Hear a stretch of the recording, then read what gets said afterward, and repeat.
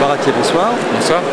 Auteur, producteur, Auteur, réalisateur, producteur, oui, les trois. Réalisateur de films de grand succès, succès populaire, Faubourg 36, le dernier qui vient de sortir, les choristes. Qu'est-ce que ça représente pour vous que d'être le président des rencontres cinématographiques de Dijon?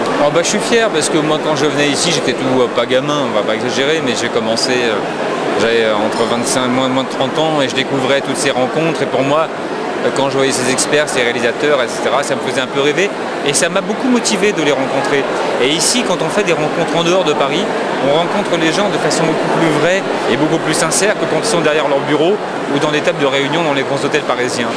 Par conséquent, moi, c'est un peu comme les tournages. Moi, les tournages, quand je les fais, j'aime bien que l'équipe soit exilée dans une ville ailleurs que dans Paris.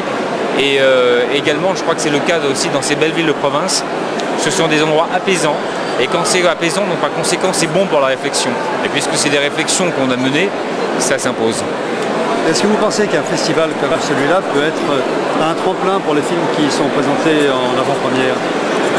Bon, je pense qu'il ne faut pas encore lui accorder le titre de festival parce qu'on va présenter quoi, une dizaine de films en avant-première, c'est peut-être pas assez pour être un festival.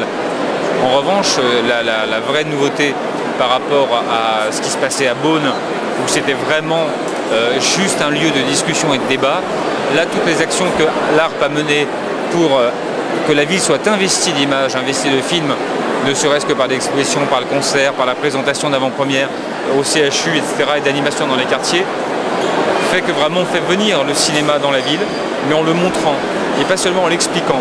Et quand même, il faut se rappeler que le cinéma, c'est fait pour être montré, c'est pas seulement pour en discuter.